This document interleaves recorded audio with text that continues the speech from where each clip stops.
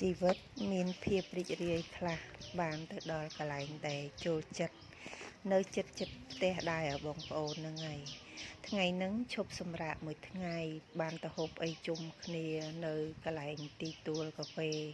ដែលខ្ញុំទៅថ្ងៃមុនបងប្អូនចានៅម្ដុំនេះថ្ងៃមុនខ្ញុំអត់សូវបានថតទេចាបងប្អូនទៅតែថ្ងៃហ្នឹងបានថតលក្ខណៈថាញៀនធ្វើវីដេអូដែរអញ្ចឹងណាបងប្អូនចានេះនៅកន្លែងហ្នឹងគេរៀបចំដូចជាកន្លែងផ្ទះបរទេសអញ្ចឹងណាបងប្អូនលក្ខណៈថាដូចជាផ្ទះបារាំងផ្ទះបើខ្ញុំមើលទៅដោយផ្ទះអាល្លឺម៉ង់អីនៅប្រទេសអាល្លឺម៉ង់អីអញ្ចឹងតែមិនដឹងថាត្រូវអត់ទេបងប្អូនតែនិយាយរួមទៅថាដូចផ្ទះនៅក្រៅប្រទេសអញ្ចឹងគេរៀបមកប្លង់ហ្នឹងហើយស្អាតបងប្អូនចូលទៅអញ្ចឹងទៅមានប្រអួចច្រើនមានតុហើយមានកន្លែងសំអាងកន្លែងអង្គុយធ្វើខ្លួនបងប្អូននេះខ្ញុំថតពីក្រោយពីក្នុងទៅក្រោយវិញនិយាយទៅបើយើងអាចតាមប្រអួចឃើញទេសភាពហើយមានផ្ទះពីរជាន់នេះហ្នឹងគេសម្រាប់យើងអង្គុយញ៉ាំអីហ្នឹងបងប្អូនតែលក្ខណៈធ្វើផ្ទះខ្មែរផ្ទះឈើចាមានទេសភាពអញ្ចឹងណាបងប្អូនចានឹងហើយជីវិតយើងរសជាតិជីវិតមានដើរទៅមាន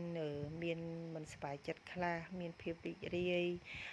ទៅជាមួយគ្នាវិលទៅវិលមកបងប្អូនចានេះគេមានកង់មានអីឲ្យយើងអង្គុយថតអីចឹងណាបងប្អូនចាពេលទៅអញ្ចឹងទៅយើងរៀងអាយុច្រើនទៅរបៀបថាយើងចូលចិត្តកន្លែងស្ងប់ស្ងាត់ហើយមានបទភ្លេងមានសម្លេងសត្វយំអីចឹងទៅមានអារម្មណ៍ថារៀង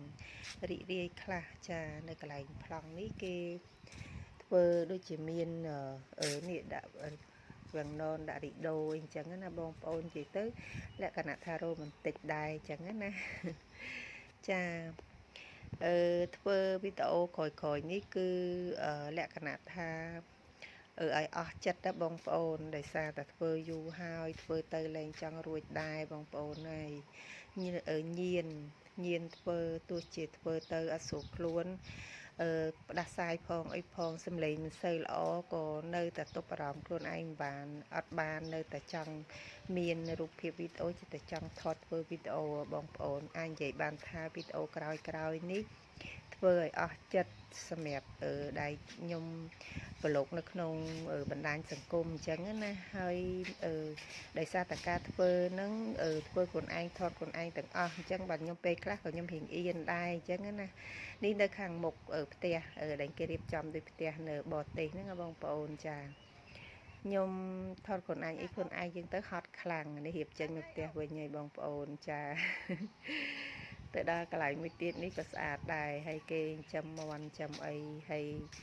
មានផ្ទះចំហៀងនេះទៀតហ្នឹងគេមាន2ជាន់ហើយនិយាយទៅកន្លែងនេះឡើងចាំមាន់ធាត់ណាមាន់នៅហ្នឹងបងប្អូនហើយ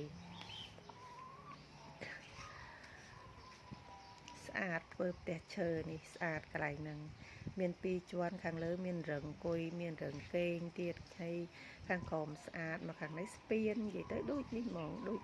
ប្រទេសគេដែលមានស្ពានហើយមានផ្ទះមានអីសរៀងបុរីពេញហួតដែរបងប្អូនបុរីពេញហួតឃើញគេអាសាធ្វើអញ្ចឹងដែរអញ្ចឹងខ្ញុំធ្លាប់ទៅដល់ដូចនៅប្រទេសក្រៅអញ្ចឹងចាស្អាតហើយបានរីករាយសប្បាយចិត្តមកពេលអញ្ចឹងទៅជីវិតដើរទៅដើរមកមានបញ្ហាសប្បាយចិត្តមិនសប្បាយចិត្តចាទៅយ៉ាងណាយើងត្រូវតែមានស្មារតីរឹងមាំឆ្លងកាត់បញ្ហាដោះមួយកលៈទៅមួយកលៈអញ្ចឹងណាបងប្អូនចាហ្នឹងហើយបងប្អូនសូមអរគុណច្រើនរាល់ការមើលវីដេអូឬក៏ like share comment អីចឹងណាដែលខ្ញុំមិនសូវបានតប comment អីទេបងប្អូនហើយសូមទោសឆាតអីហ្នឹងដោយសារធ្វើហ្នឹងគឺធ្វើសឹងតែថាហត់អស់ខ្យល់បងប្អូនហ្នឹងហើយអាចនិយាយបានថា